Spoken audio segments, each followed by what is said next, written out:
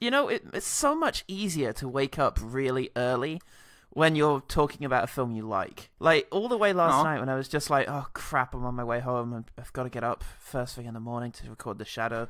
But then in my head I just thought, The Shadow knows. I was just like, yeah, it's fine. I'll be alright. And that's why you were fired from your job as London transport supervisor. And then also kicked off the Underground. Who knows when this train is getting here? The Shadow does. Does he, though? Oh, tell you, London Transport, eh? Best in the London. What the fuck is that bird again?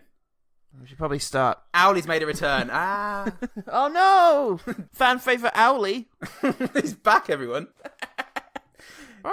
No one asked for him. I thought of him last night and really glad that I could work him into the bit we're going to cut.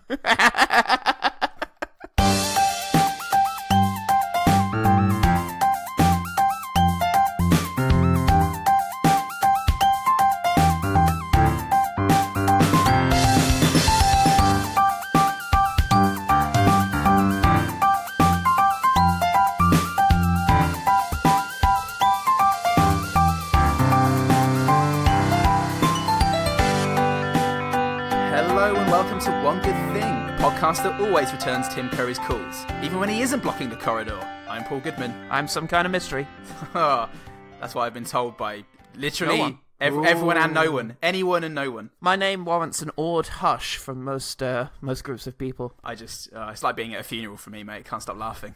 And it's episode 90. Wow, everyone. Which means it's another Defence of episode. And this time it's the turn of Mr. Paul Salt the Ninth to tell all of you why The Shadow, a supposed bad film, isn't.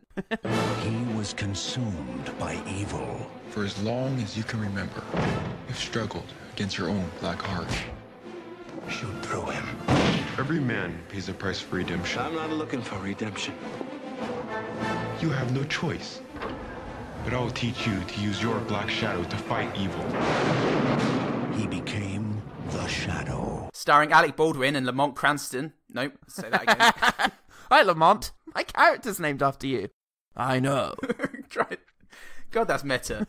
Starring Alec Baldwin as Lamont Cranston and Penelope Ann Miller as Margot Kidd. What a coincidence. Anyway, The Shadow is a 1994 adaptation of a 1930s pulp fiction series that was also a radio drama where the titular hero was voiced by awesome Orson Welles. This one was directed by legendary man Russell Mulcahy. That's right, of Highlander 2 fame. Yeah. Also Highlander. How's it going to go? Tune in right now to find out. The Shadow was met by critics like the last in the line of an ancient warlord meets anyone who wants anything of him ever. That is to say, effectively. Rick Grain of the Globe and Mail said, "This thing is all packaging and no content, or, dare I say it, all shadow and no substance." I dare you, Rick! I dare you. It's an Alec Baldwin style shadow, and that all the substance is in the shadow and it will come out sometimes. Oh my god, this made me want to Baldwin my way to an early grave. Brilliant as ever from the Globe and Mail. That's what the kind of quality we've come to expect. Derek Adams from Time Out said, "Baldwin's low-key performance lacks charisma, Lone alternates between lip-smacking villainy and camp humour, and Miller is chiefly a clothes horse for a series of slinky 30s frocks." Problem with this film, you've got an uncharismatic, you've got a sleepy Baldwin, you've got a bloody unpredictable John Lone, and a slinky chick. What did I pay my ticket price for? Not this. Certainly not a low-key Alec Baldwin performance. Never. Wouldn't expect that of him. Yeah, I love low-key as well. Hi, I'm here to give a very boring performance. The director knows. Just dry. Dry as dishwater, mate. Doesn't even make sense. Of course, Keanu Reeves wasn't really big at this point, was he? So maybe people didn't really have a good reference point for a sleepy performance. Things were different in the 90s, mate. You had to set everything by Gary Barlow. Ooh, look at me, ooh, I'm an actor. Oh, God, what a low-key performance. I thought you were doing a Gary Barlow impression there. You don't know, take that, mate. Not paying any taxes. Hoi Polloi, on the other hand, reacted like they're an unscrupulous scientist played by Tim Curry who sees an ancient warlord as a means to a promotion, which is to say, eagerly and above their station. Daniel, writing on Amazon this year, gave it 5 out of 5 stars, saying, "Fuck yeah. Fun romp with some inspired moments. It's not a perfect movie, but it's pretty close. There are some excellent ideas, really imaginative visuals, great costumes and sets, along with performances that are very strong. Very entertaining, closer to a cross between the old pulp magazine stories and Indiana Jones in action and pacing. It's a shame it didn't do better at the box office. And then it links to Screen Mayhem, and it's just your picture giving a thumbs up to a dog. Love that dog. We're all trying to impress that dog. It doesn't think much of us, but we're going to win its heart. It's never steered you wrong, though. Never steered anyone wrong. Well, that's why he's Screeny Mayhem, the Wonder Dog. Rough. Rough. That's what he said. Quote, Screen Mayhem, the Wonder Dog. R. Bollinger, also writing this year, gave it 4 stars on Amazon, ejaculating thus: "Hello all, when I first saw this movie back in 1994, it was great. Watching it today in the shadow of the MCU, it still is great, yet this Blu-ray has some problems. First off, I love the story. It is a great story. Secondly, I love some of the scenes. The bridge scene is incredible, and some of the especially the fight in the lab, are great. So what is the problem, you ask? Some of the scenes have definite snow on them. Now, it could be my player, but if it were, it would be on every scene, not just select ones, so it must be the Blu-ray. Secondly, another problem with this is the villain. Oh, no. He tried too hard to be this evil bad guy against Lamont Cranston's shadow. Still, I like this movie a lot, and plan on watching it a lot, so if you want a good superhero movie, get The Shadow and learn how to cloud men minds." Love it. Now, there were some highly literate and coherent reviews, but that's why you're here, Mr. Salt. I skipped them. With a budget of just $25 million, it grossed $32 million in the US and a cumulative worldwide gross of $48 million. Yeah. Now, just to put this in perspective, it scored 35% on Rotten Tomatoes, but a whopping 6 on IMDb and 4.5 stars on Amazon. Yeah. Proving once and for all that critics have no fun in life. So, if you can't get anything out of this John Lone performance, then I don't know what the fuck's wrong with you. You're as dead as Mark Kermode's hair isn't. So, Paul, you 45th and main barbarian. What made you want to be a king in this kingdom? A prince tops? Well, this is probably the biggest risk I've taken since Street Fighter. In terms of coming back to something I've not seen probably in even longer than Street Fighter. Okay. And just hoping that it's as entertaining as I remembered it being. I really loved this as a child. There's pictures of me with a handkerchief tied around my face and one of my dad's sun hats in a bathrobe, running about the place, getting frustrated that the handkerchief keeps getting untied. Repeatedly go and find Mum to ask her to retie the handkerchief around my face. Just like the Shadow. Yup, just like Lamont Cranston, the Shadow. Just like Lanston Cranston, the eponymous Shadow. I mean, who is tying that thing behind his head? It was. Is it his taxi driver? I assume so. All those scenes that Russell Mulcahy insisted on. No, they've got to know how he gets the handkerchief on. It's like Kick-Ass. Do it again. Take 58. Hard to do a knot. All right, Paul. That sounds all right, Paul. Let's get into this. What happens in The Shadow? Well, starring Alec Baldwin. We have an opening credit sequence that lives up to all of my expectations and dreams.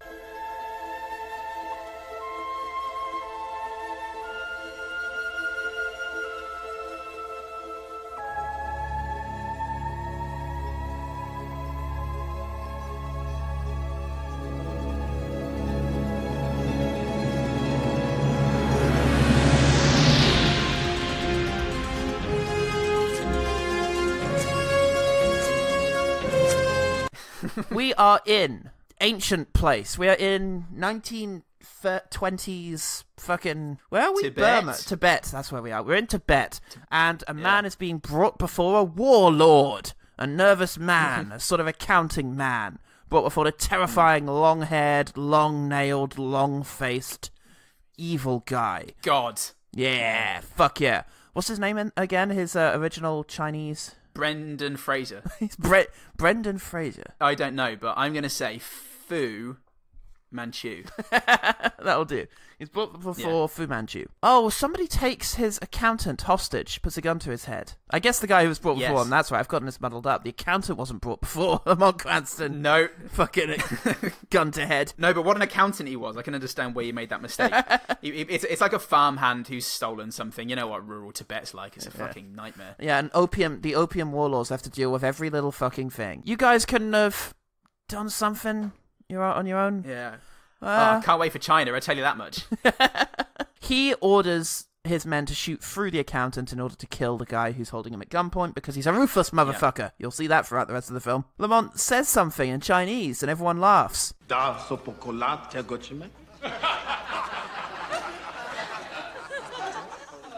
Hey everyone, look at the dead dumbass.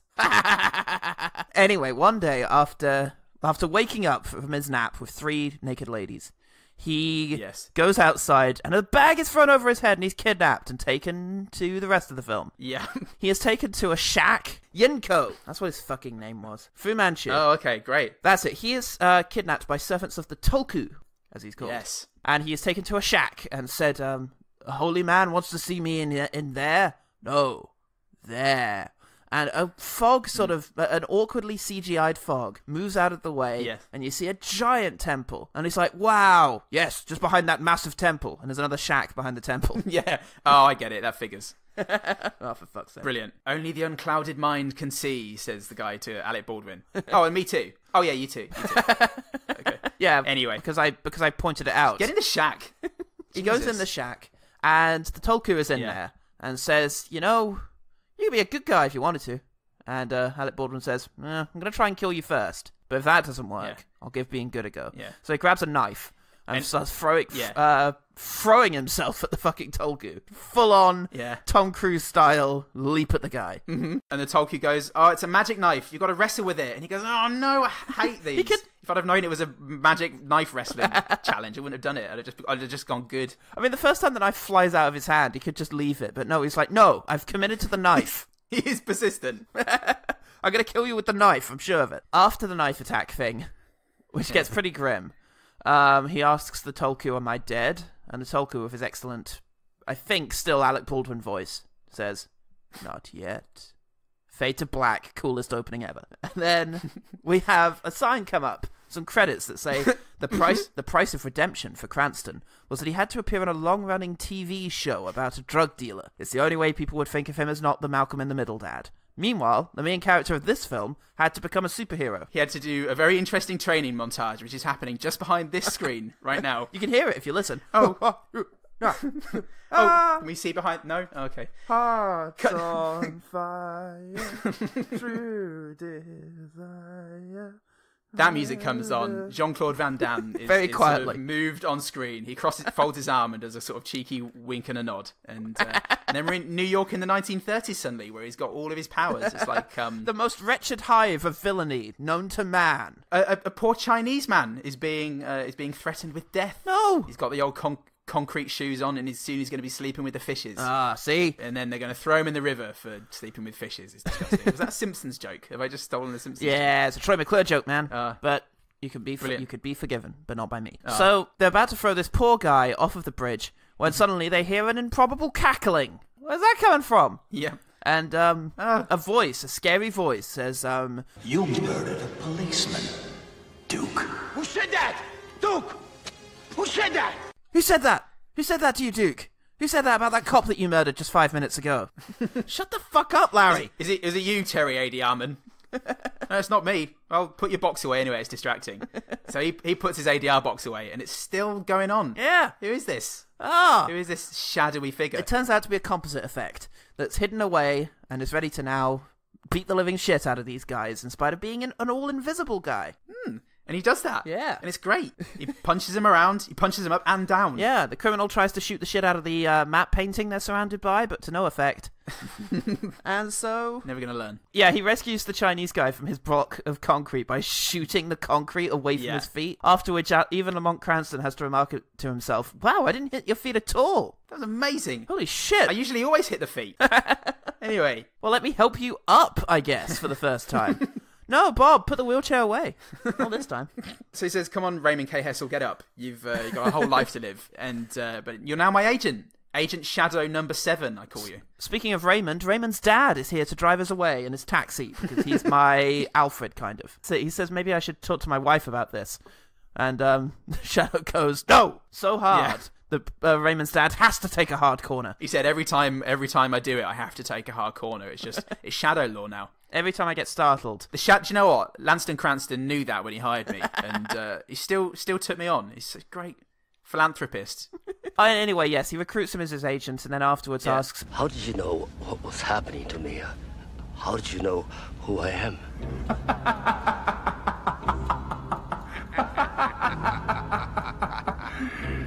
The Shadow knows.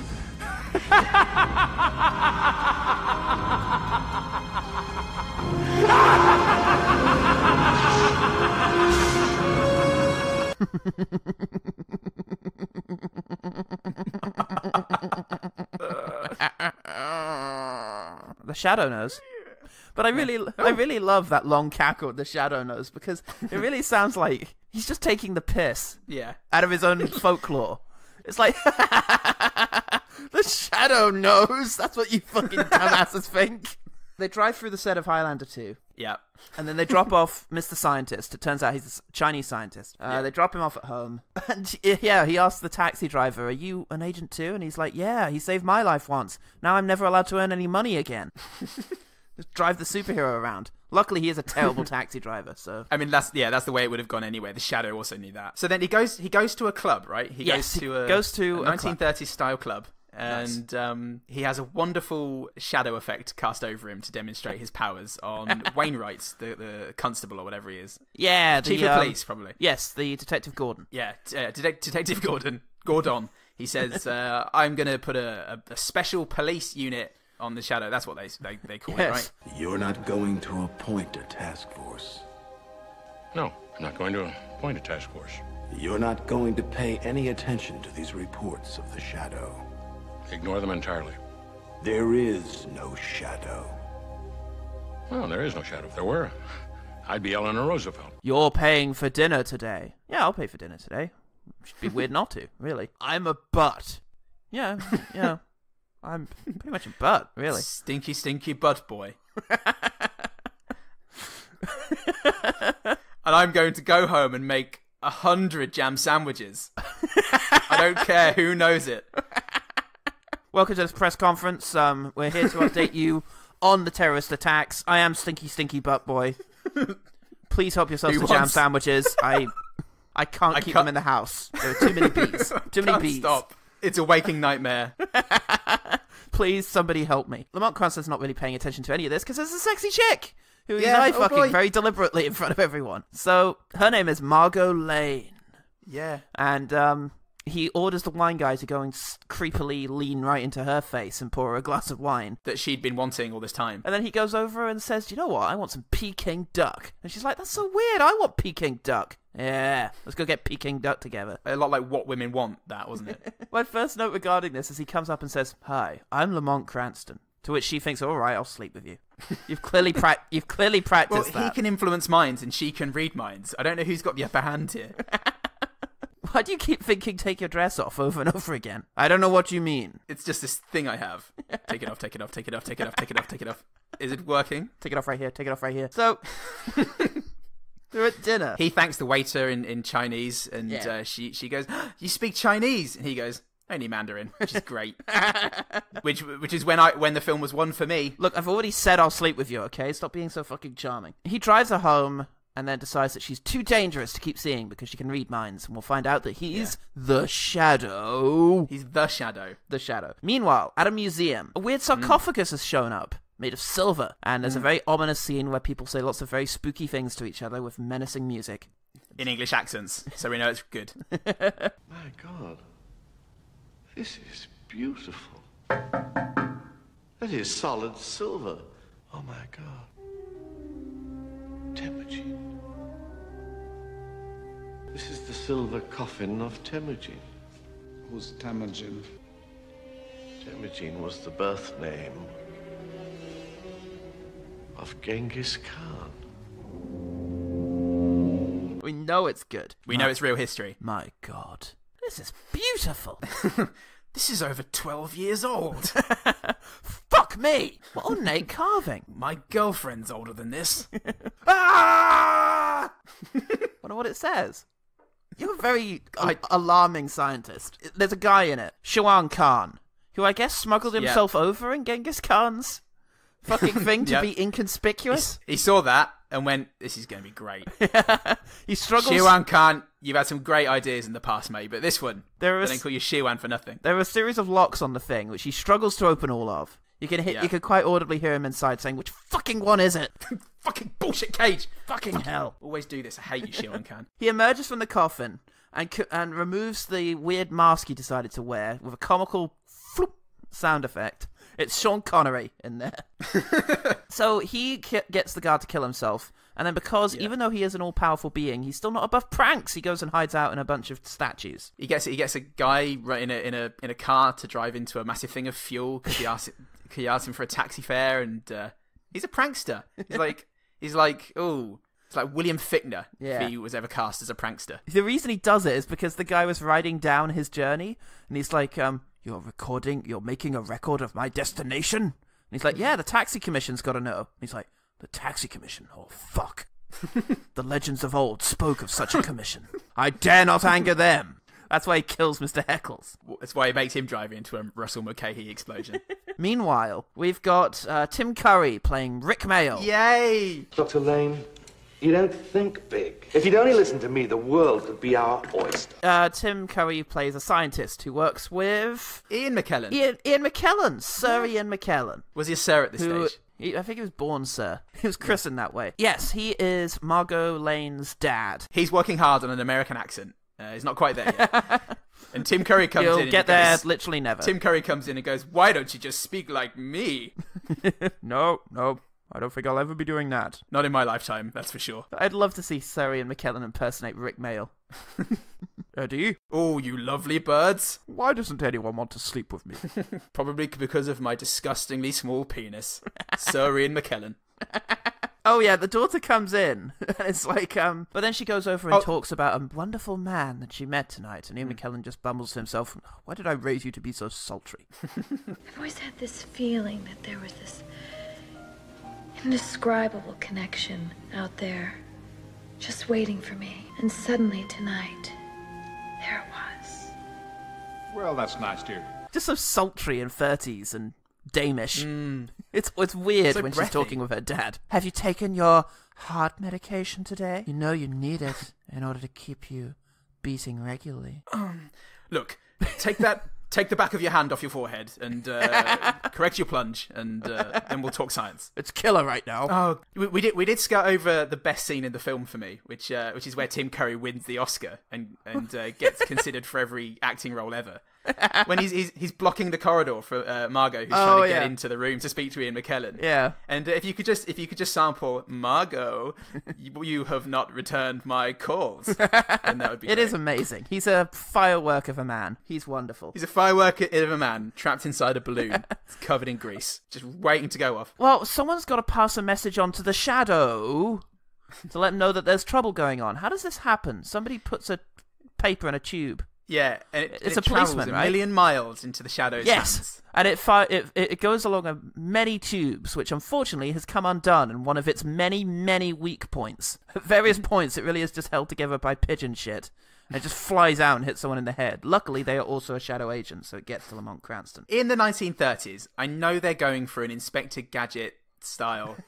They went, I don't know what that is yet, but when it comes out, it's going to be great, everyone. But surely in the 1930s, there must have been a better way of doing that. And I'm not saying that the Shadow's a fucking idiot. I'm just asking the questions like any artist would. Well, it's a good thing they did call him, because he comes all the way across town from his big, scary house to a fucking tiny office hidden away in the basement of some street so that he can receive a message and be told information he could have just been told over the phone. Jesus Christ. 1930s, mate. Do you know what it's like to get across Midtown during rush hour? He is given the information that there's been a murder at the museum and that there's a spooky guy walking around town that he better investigate. And he thinks, shit, I better start. Oh, there he is.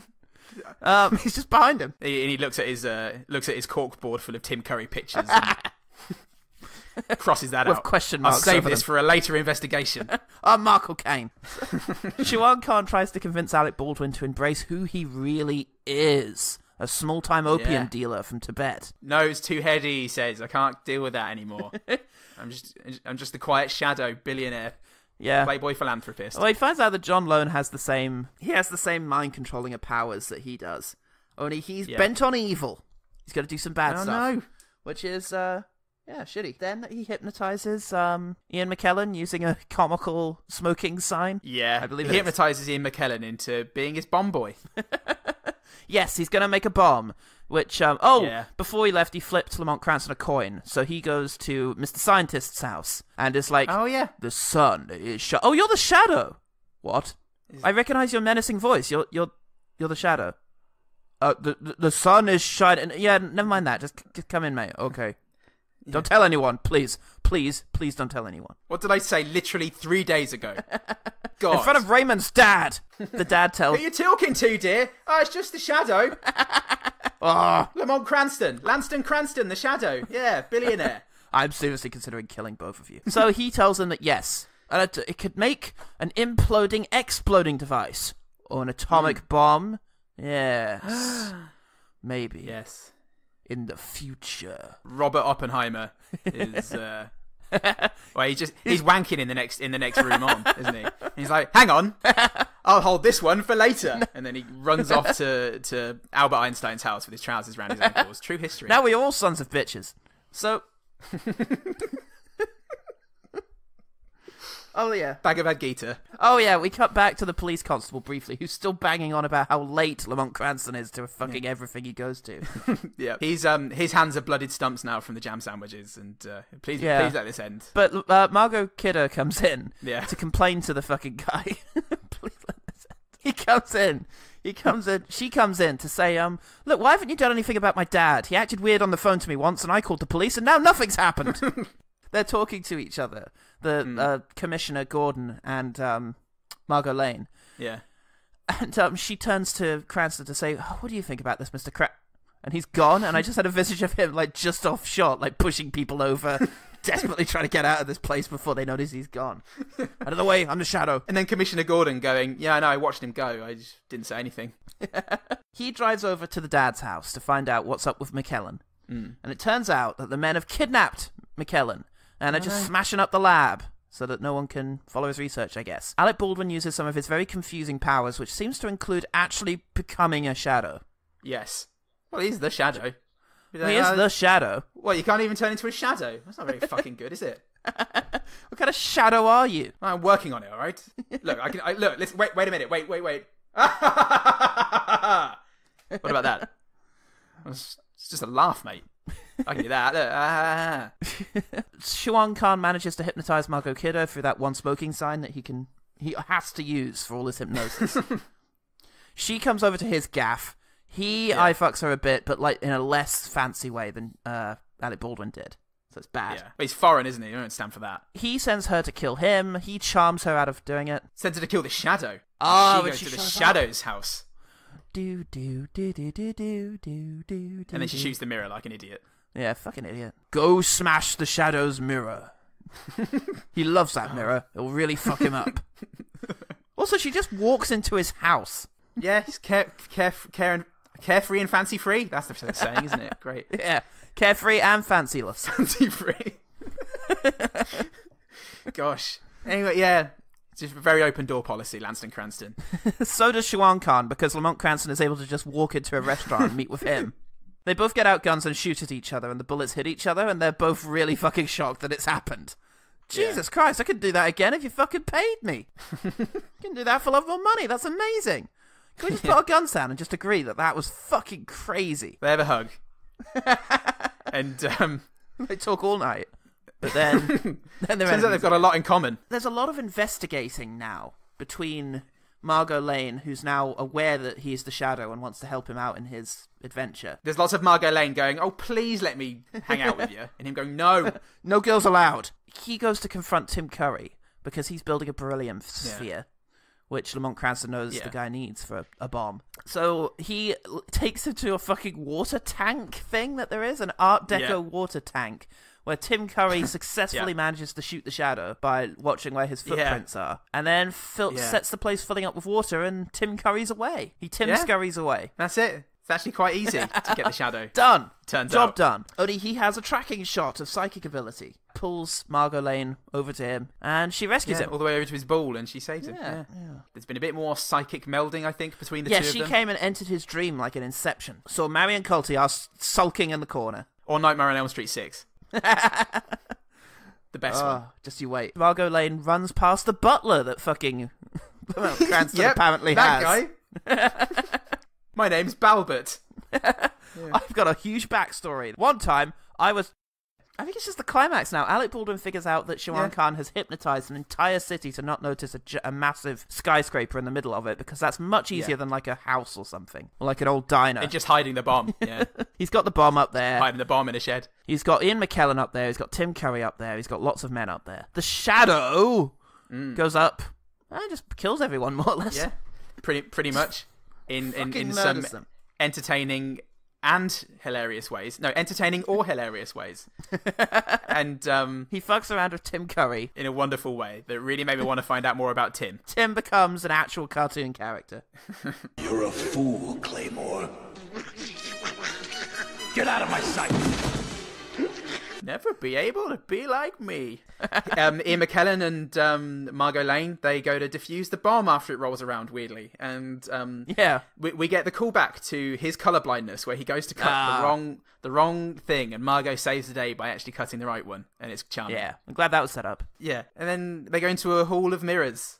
Because... they go into a Lady from Shanghai style hall of mirrors. Yeah. And have a big old shootout. And then Lamont Cranston shoves a big bit of glass in his head. Oh, not before the magic knife makes a welcome return. Pooba! We all cheered. Yay. Yeah, and then the glass in the face. And John Locke looks at him, very much at the face, to say, I thought we were friends.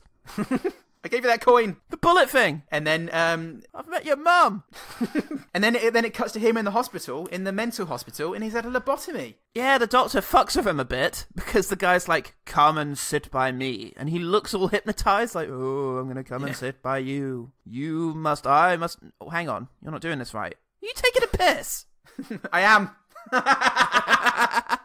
You're not psychic anymore. I'm a member of the Shadow Cult. Look at my ring. Look at my club member ring. It's a discount on popcorn. You total Wally. And in the end... Yeah, that was the Shadow, hooray. That was the Shadow. Paul, in what capacity do you like this film?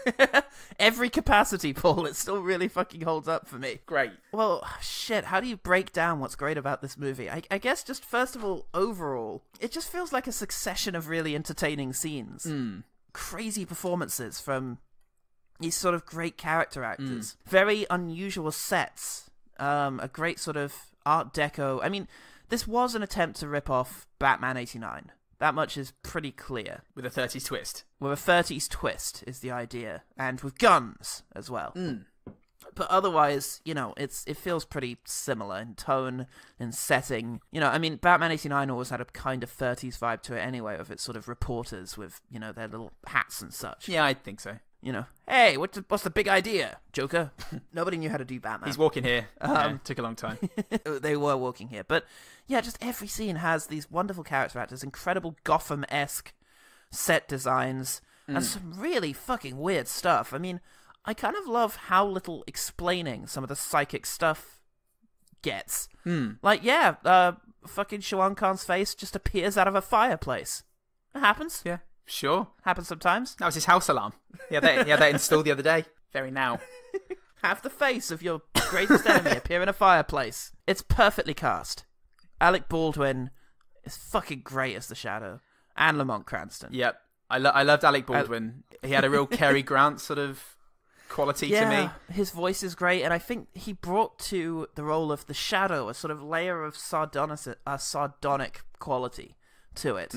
Which made it just very believable. It wasn't campy, when he's cackling away because he's the Shadow.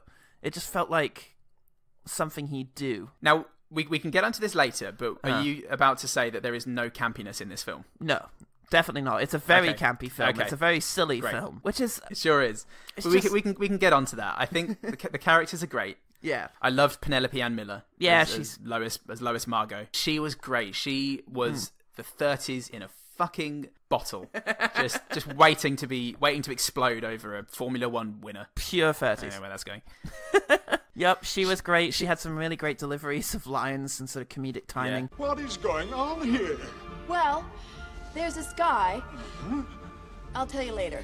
Mo, go call the police. Okay. John Lone, the Shawan Khan, was a fabulous bad guy. He was deranged, but just very convincing as this absolute egotist. You Americans are so arrogant. You think your meaningless, decadent country is the new cradle of civilization. But let me tell you something. That's the US of A you're talking about, pal. I am talking about ruling the world. There was some dialogue in there that was perfect.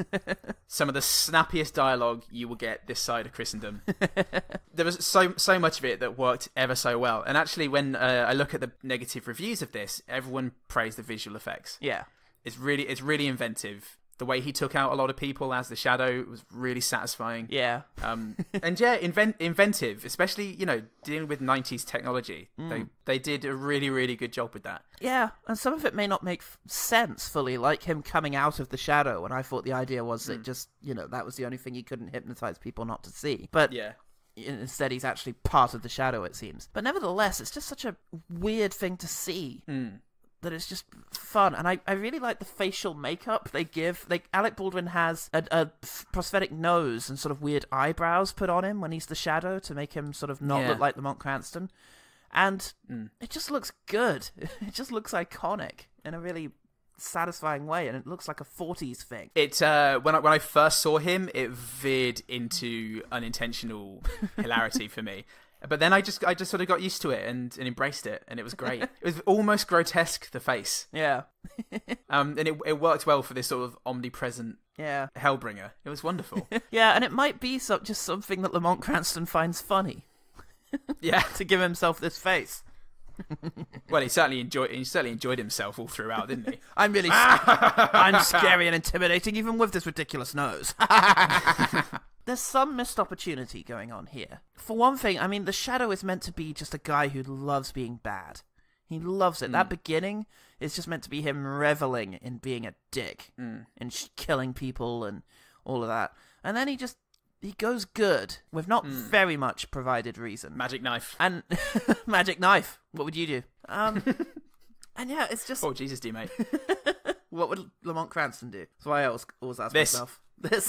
Probably this. He'd have a big fake nose. And he'd go around telling people that the Shadow knows. I don't know. You never get much of a sense of a guy struggling against his nature. No. And I think missing out that massive training montage was to its detriment, because that could have showed a progression, I think. I don't know. I liked the idea of his powers being inexplicable. And like I say, I like how much it doesn't get explained and how weird this is. And I feel like a training montage would explain too much of what he can do. Well, I don't want him to be like, this is how you go into the Shadow now. You say, Azkaban. But I wanted... Yeah, just more development there. More, I guess it was just more impetus needed. Just more motivation. A compelling reason for him to be good, or a sense beforehand that he didn't like being bad, or maybe just some motive behind why he was bad. I don't know. You know, you don't want some cliche movie screenplay, you know, oh, he was beaten as a child and now, you know. No, I will say there was something about the opening 5 minutes with him as the warlord that didn't feel right to me. Alec Baldwin in that moment didn't feel like a believable warlord. He just seems like the nicest guy. It was a film that would have benefited from either being totally campy or cooler. And I wonder if that was why it was as poorly reviewed as it was by the critics. You have no fun in life. What I really liked in this was Alec Baldwin at his absolute coolest. The times when his hair was down in front of his face and he was giving a smouldering look at the screen, and you know, I was just coming buckets. That's what I liked, and I think that the campy's Joel Schumacher moments for me, or maybe it's Highlander 2 moments for me, that I thought I also enjoyed, but I would like 2 separate films of that. I don't agree. I found him being sort of charming and cool fit quite well in with some of the sort of sillier moments of just people screaming and being thrown off of things, and a weird mysterious man punching them from invisible. It's just, yeah, it all kind of gelled together to just make this very compellingly entertaining. I don't really have any criticisms with the tone of the piece. That's interesting. It jarred a little for me, and but I do think his shadow effects for me were mostly the cool side of things. Yeah. I love Tim Curry. I love him with all my heart. Jesus Christ, he's just fantastic. There's one particular scene where he's freaking out just before he dies, and it's filmed from above at an angle. Oh yeah, and he is just coming out of his own skin. He really looks uncomfortable and like he's going to explode. At some stage, he does just look like he's made of liquid. When he's just being grabbed by the shadow, he's just like... And then he goes to run away and just looks in each direction with just a look of desperation on his face. That makes him just look like a frog. Yeah, he looked a lot like the bad guy from Biker Mice from Mars. I can't remember his name at the moment, but he is an actual fish alien, I think. That was that. Tim Curry is an actual fish alien. It's definitely true. It definitely bespeaks a different time of superhero movies. It's a time where this is, as one of you pointed out, pre-Marvel, The Dark Knight, obviously. And it's just, it's a time when superhero movies were weird. Batman was weird. nobody really knew how this stuff should work. There wasn't a good template yet for these things. And, X-Men was several years away, and, so the drier tone wasn't there. And so you end up with this utterly surreal mix of superhero movie tropes, very little origin story, which I quite like. Again, it's like Batman 89. He's just fully formed, and he's Batmaning. And just very weird horror elements. Yeah. And all this weird psychic stuff. It's very surreal. So, I mean, would it have been better to have just lost the origin segment at the beginning of the film and just have him turn up as this mysterious shadow figure who revels in tormenting people? Quite possibly, but you would need more indication that he likes being Bat. Although, having said that, there is plenty of indication to indicate that he absolutely fucking loves scaring people. He's really happy when he's freaking people out and using his powers that he has, that he's been given by a very ancient and very dignified body of monks, when he's just using it to fuck with people. So I guess the idea is he's like Dexter. He's going to do evil shit, but he's decided that he needs to do it exclusively to bad guys. Yeah, which is a really fun angle, and considering that this was before, before Superman even. Wait, which? 1930? Oh, yeah, sorry, the comic book was before, it was a trailblazer. It's a really cool angle, really great character, and it just seemed to straddle eras, I think, this film. Yeah. But I really enjoyed it. It was a funny romp with some really dark moments. But I wonder if this would have, in a similar way to Highlander 2 coming out at the time, and loving Highlander, if we'd have been of legal age as we are now, would you have the same feelings about it now? It's hard to say. Because one of the critics I read who reviewed this said that it's a film that is basically all style and no substance. But what's wrong with it when the style is this good? Okay. And that's kind of it. There's not much substance here. There's not much to the relationship between Margot and Lamont. There's not much to the dynamic between him and the villain. It's just an entertaining film. It's a compellingly entertaining film. And I'm not suggesting shutting your brain off, but I think there's a part of your brain that can appreciate just the sheer aesthetic beauty of something. And there's just something so pleasing to the way this goes. And it's quite smooth. There's not much stop-starting. It's largely just every scene that started, it was like, oh, fuck, it's this scene. Yeah. There were very few scenes where it's just like, oh shit, this scene. All they're going to do here is give exposition to each other, which, does become a thing a bit later on. I will say that I did love Margot and Cranston exploring this mystery together, and it's kind of a shame that they don't really get together until over an hour in, and that they only really have the last half hour to have a bit of a dynamic between them. Yes. One of its real strengths was the dynamic between the two of them. There was some amazing dialogue, and the chemistry between them was great. It was wonderful. So maybe, lean more on that. It was the cool 1930s pulp aspect that I really liked. It was just a really entertaining film. I was relieved that it was still so funny in places, that it was still so weird and sort of exciting in others. I just enjoyed it, luckily. Not much of it has aged. Well, I mean, I think this is a case of the Rotten Tomatoes sort of aggregate score not being indicative of the quality of the film, or the critics' general feelings towards it, because 35% doesn't mean that critics gave it 3.5 out of 10. It just means that 35% actually said this was a good film, like a positive review. I was trying to find the Metacritic, but I can't actually find it at the moment. But, Metacritic doesn't backdate as much as Rotten Tomatoes That's does. a shame. But we'll just say they gave it 98%. Yeah, I would struggle to figure out how many stars to give this thing. I'm not going to say it's so bad it's good. Everything that's good about this, it's like Highlander 2. Everything that's good about this was meant to be that way. Yeah. It was meant to be sort of comedically weird in places. There was nothing here by accident. Yeah. So, I would struggle to know, because what they've set out to do is not to create a sort of provocative... Although I don't want to say the film isn't intelligent, because, I mean, some of the stuff in here requires such leaps of logic and sort of deduction that it couldn't be called anything but. But they made the film they set out to make, and it's a film I really enjoy. Yeah, reviewing would be difficult. So rather than that, why don't we just get on to the quick fires? Is that what you say? Quick fires? Quick fire. We should point out it's Jerry Goldsmith doing the score here, and it's a fabulous score. The hero stuff is great. It's just so full of sort of mystery. I love it. Yeah, I love the theme music.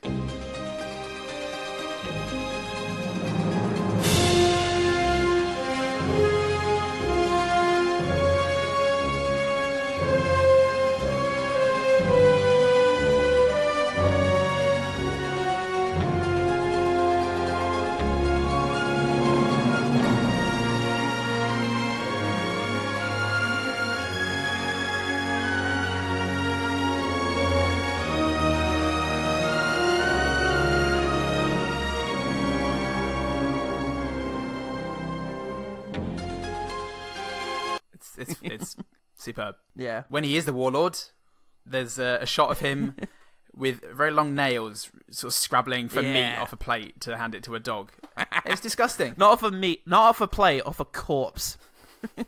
He's just picking that meat right off of the fucking thing it's on. Oh gosh, okay, that's great. Really gross. When it first opens, like the very first shot of, I think it's just people like picking, I don't know, opium plants in Tibet whilst a car drives through, and it looks like The Godfather. It has some great film grain to it. It's a bit oversaturated.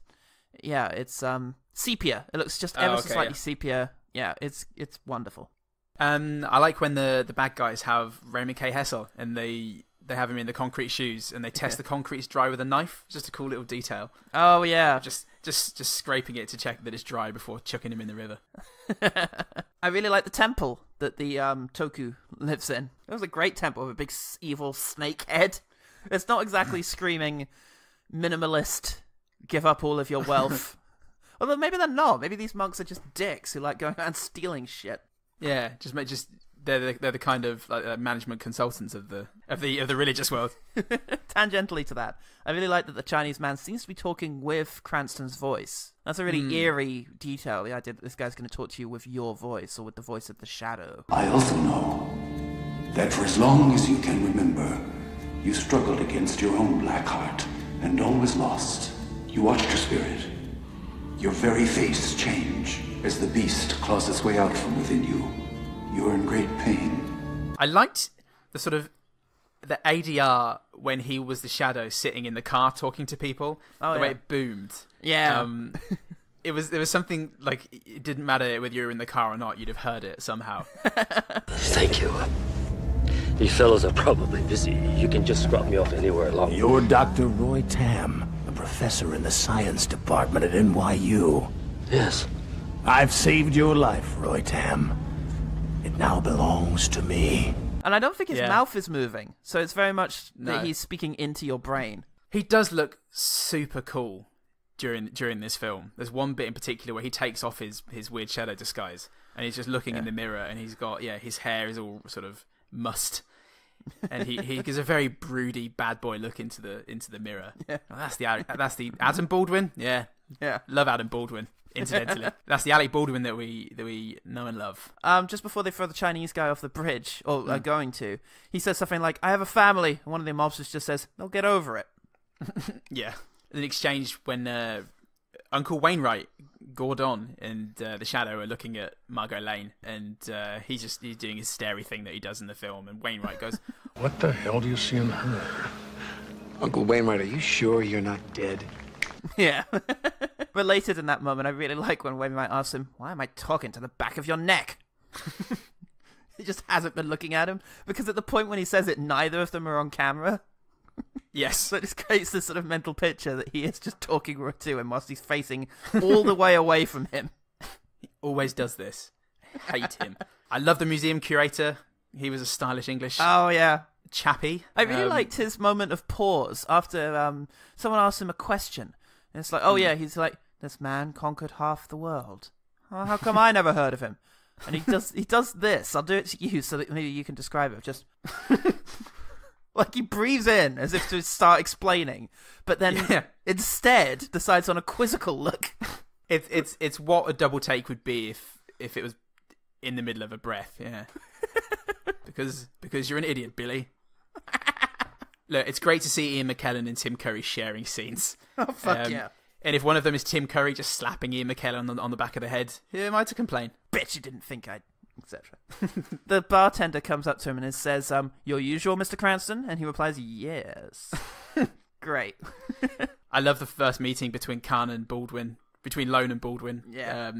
Having their little tete-a-tete. It's very stylish. But they have that Thai chat, which apparently is a reference to the adverts that would go on in the middle of the radio play. Yes. That is a lovely tie, by the way. May I ask where you acquire it? Brooks Brothers. Is that Midtown? 45th and Madison. You are a barbarian. Thank you. It's great. I love the leading into you. I love the pacing of that museum scene. It's so menacing, and there are so many auspicious lines.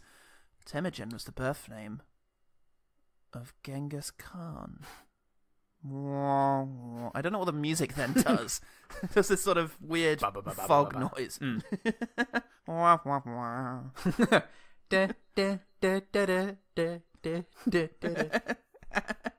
really like it's Ian Mckellan and Margot, and Ian Mckellan says, "Have you eaten?" And she's like, "Yes, Dad. It's 2 a.m." And he just kind of goes, "Oh." He's a great bumbler. Nobody bumbles like Ian McKellen. There's a bit later on where he has to go outside. All he has to do is go outside and light a cigarette, and he does it in a fusty way. I appreciate every one of the 30 discrete dramatic turns that Alec Baldwin performs in this film. I really liked the delivery of Mr. Scientist. I guess you'd call it an explosive submolecular device. Or an atomic bomb. Hey, that's catchy. And then he waits for a second and then moves on. It was very Naked Gun. Yeah. I love that the bad guys eat with their hands. Every bad guy in this, or a character who's evil, is indicated as being so because they eat with their hands. And there's a scene where fucking Shawwan Khan is just shoveling, I think it's noodles, just into his face. With a hand? With his hand. What a bad guy. God, they're rough, aren't they? I say! This is the 30s, don't you know? We at least have forks. Working on the rest. I guess in the 30s, maybe they didn't have chopsticks in America at the time. So, too racist. Nothing for it. Yeah, we're not using a knife and fork. It's bare hands, lads. I love the exchange between Margot and the Shadow of "I'm not afraid of you, but I am." So many great... What a delivery. Alec Baldwin can just fucking menacingly whisper things so well. Lamont Cranston's house is amazing, I've written. What a fucking incredible house with that massive lounge. Yeah, haunting, eat your heart out. That's how you do a house. It's how your house. Bobby LaGrange would have had a fucking field day with that house. He could have popped out from anywhere. But of course, Bobby LaGrange is Twix, not the actual character, the caretaker that he plays in The Haunting, right? But doesn't matter. It's all the same guy. Yeah. He travels through space and time. To be here. Yeah. That amazing dream effect of him just rooting around in his face I was to about to have pull that. it off and reveal Shawwan Khan. That was great. That looked great. I was amazed at how much that held up. Because he's just slipped his hand like under the skin and is like fucking pushing around beneath the face. It was incredible. That freaked me out when I was a kid, and it was still pretty upsetting. What comes off after that is her describing this incredibly erotic dream that she had, which was very excitingly whispered for a young boy. I remember as a lad finding that very provocative. What did you dream? I was lying naked on the beach in the South Seas, and the tide was coming up over my toes. The sun was beating down. My skin was hot and cool at the same time. It was wonderful. What was yours? I dreamed I tore all the skin off my face and was somebody else underneath. You have problems. Wasn't that funny? Yes. Stop asking. Never. I love the line, "Psychically, I'm very well endowed." I should just say, psychically, like an ox. Yeah, I really love that exchange. Like when she's interrupted him a few times and he just says, "Do you mind if I just get one tiny little sentence out here? Thank you very much." And then a double hit of, "No, we don't." We need each other. No, we don't.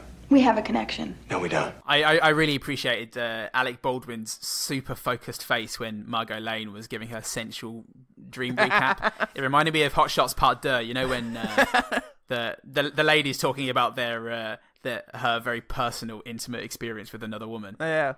And I can't remember the character, but he's just sweating buckets and just trying to catch all the sweat that's running off of him. So there's a moment where Shawwan Khan convinces the guy from Mulholland Drive to throw himself off at the top of a building, which I loved because it kind of fueled my power fantasies when I was a kid. Okay. It's like, oh, I wish I could do that. Because I'm not physically very good. But if I could get someone to like punch themselves in the face for a week, that'd be the best. But anyway, as the guy from Mulholland Drive hurls himself off of the top of this, is it the Empire State Building or just a similarly Art Deco?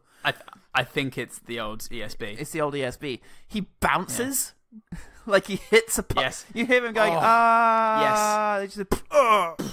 And the camera just pans away from this, continuing down without him to reach Lamont Cranston and Margot at the bottom, which is great. That was a great, I want to say tracking shot, but I don't think it is that. I think this is Russell McKay making up for the for the dummy shot from Highlander 2. I love it when the Baldwin is drowning in the sphere, and he spots the 2 bullet holes, or the series of bullet holes, and he sticks his finger through, and then he wraps his lips around one of the holes to take a breath of the outside air. Yeah. That was very cool. Yeah, it's good thinking. Good tactics. There's something about the way in which the hotel is revealed. The very slow reveal. It's like the museum scene. It really got to me again. I remember it being a really big thing for me as a kid. When Baldwin is just like, I can't believe it. And they're like, what? He's actually done it.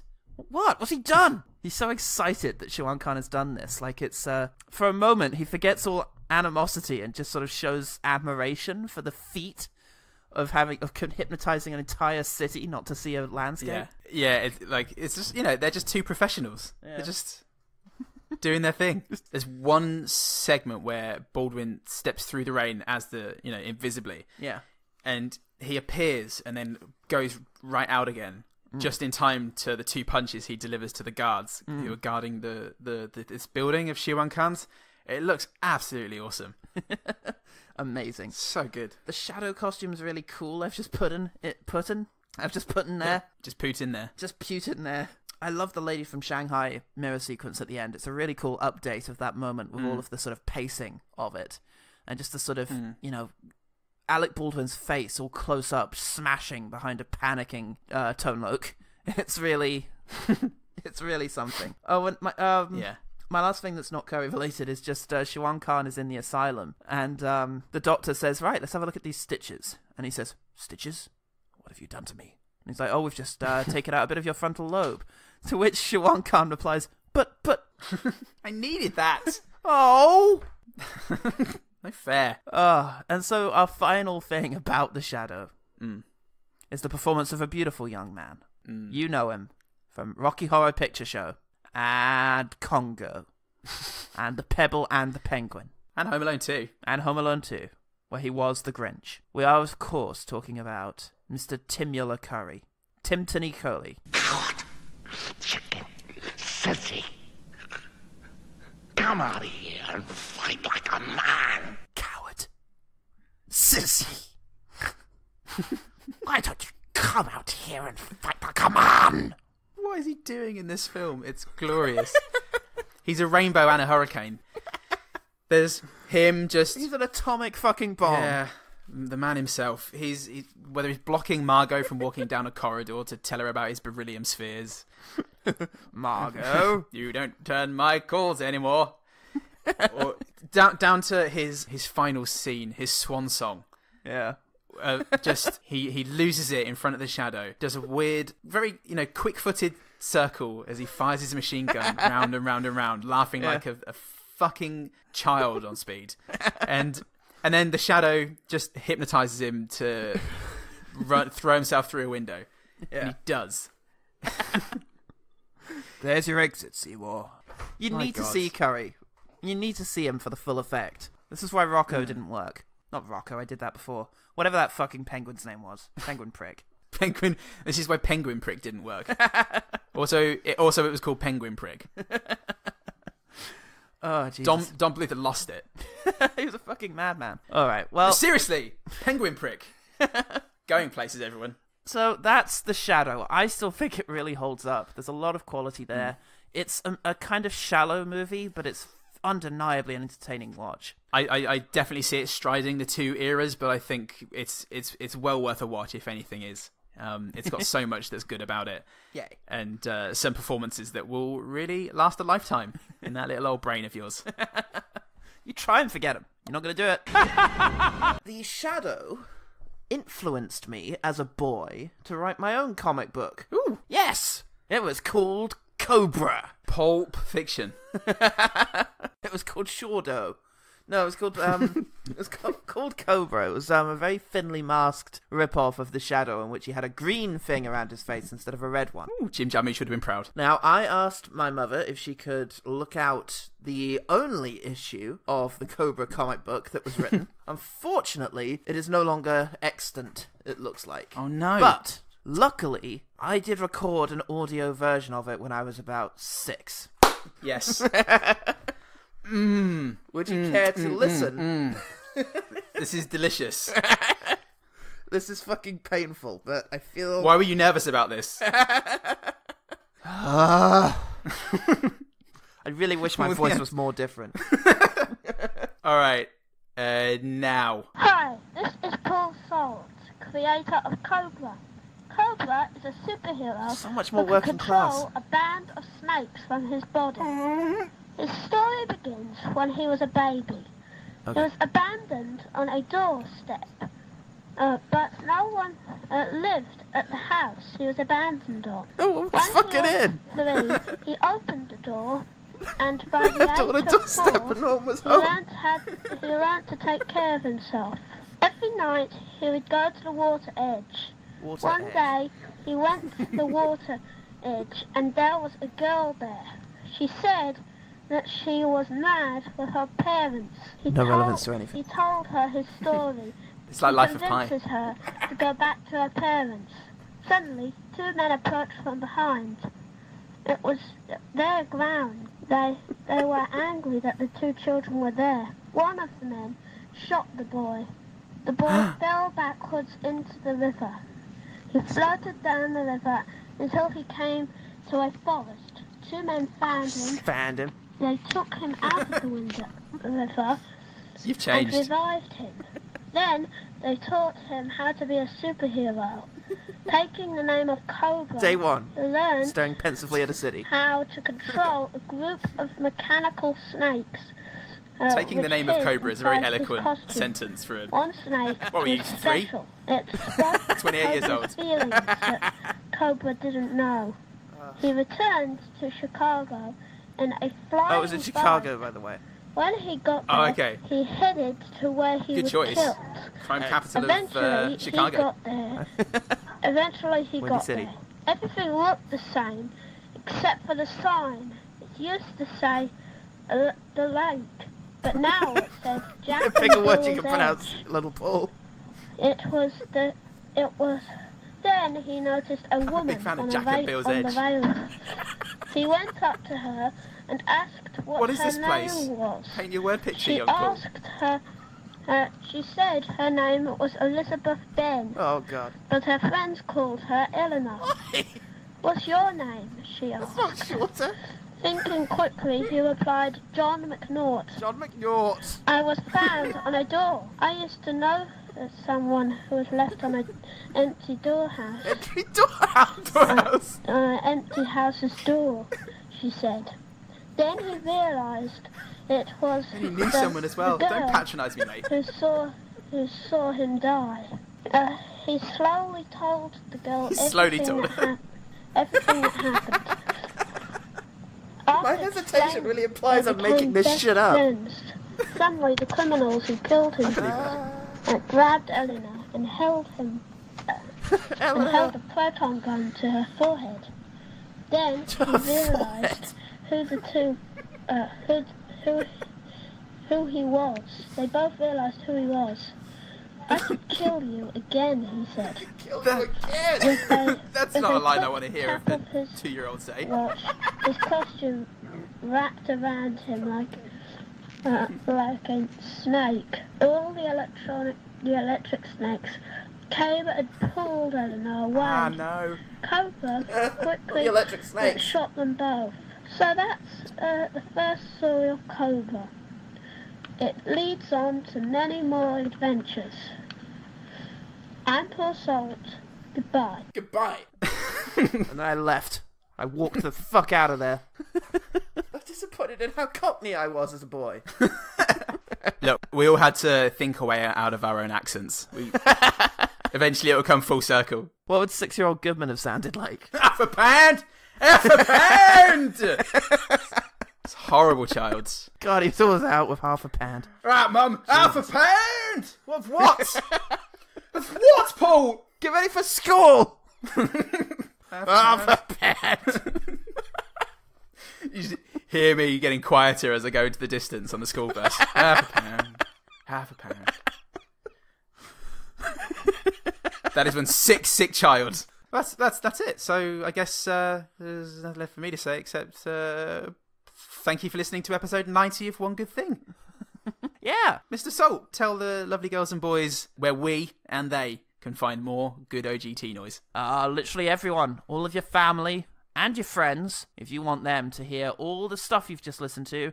My plan was to vamp until I could sign into Podbean and to use the ending of one of the episodes as a guide on which accounts to use, but the password changed and my computer hasn't learnt the different password yet. So instead... I think just make it up, mate. That's probably the best. Well, I can't remember any of it. I don't listen to you as you do it every week, so... Well, that's good, because it makes me feel better about the last minute. Yes, thank you so much.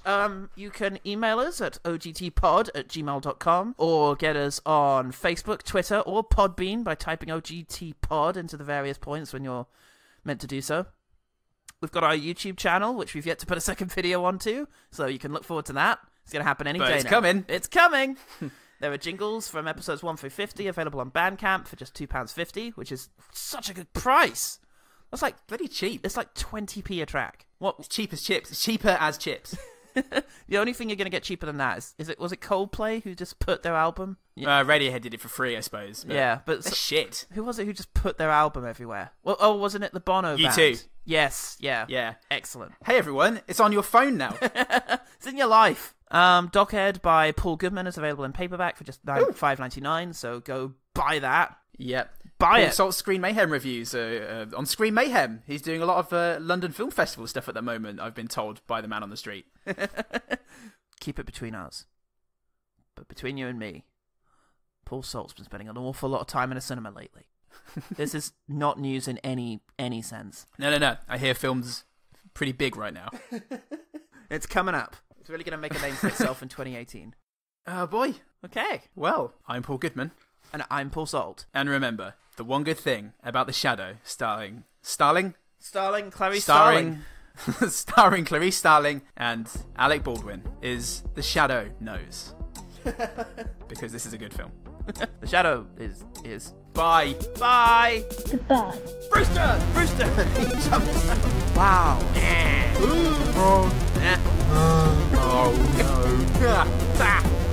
Whoa. I'm Bruce Dern the carpenter. I'm Bruce Dern the dentist. Open wide. Can't get me fatty wet for love nor money, I tell you. What news from Shaquille O'Neal? From the dunk game. Oh, you've got Jimmy Stewart, mate? Got you Jimmy Stewart. Oh, yeah, there we go. Fuck me like I'm your wife. And so he goes and gets his dirty socks out of the laundry. He drinks 4 Carlsbergs and puts the snooker on. And he comes to bed and says, look, you don't have to do anything, okay? Just lie there. He goes to whisper into her ear and does a big bleary burp. I love you. You won't ever leave me, will you, babe? You've got a penguin cock? I want it. It's rock though. It's lovely. Get it out. I want your babies and it's a great rock. Just fuck me till I burst, Hubie. Fuck me against the rock, please, Hubie. Break my back over it with your big penguin balls. Great rock. God. Oh wow, I'm a cheeky chappy. What if it's Oh, fucking are you? Ooh, I'm Christian Bale, and I think the ends justify the means. What did you say? I said, oh, fucking does it? Ooh, I'm Christian Bale, and I think the ends justify the means. Sit down, everyone. It's some exposition time. I've got a tale to tell you. One day, some shitbags came for my daughter. Put them right. The end. Go to bed. It happened 3 times. Each time worse than the last. Each time a little bit more racistly. I loved it. Oh shit, let's go and get her. Where's her wheelchair? Oh no, he took the wheelchair. She straddles Michael Fassbender, tempts him with a Harry hole, and...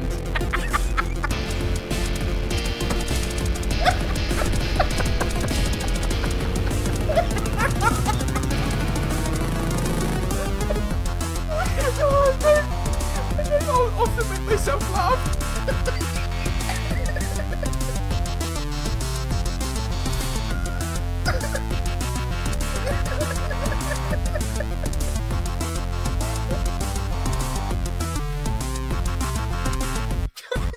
Oh.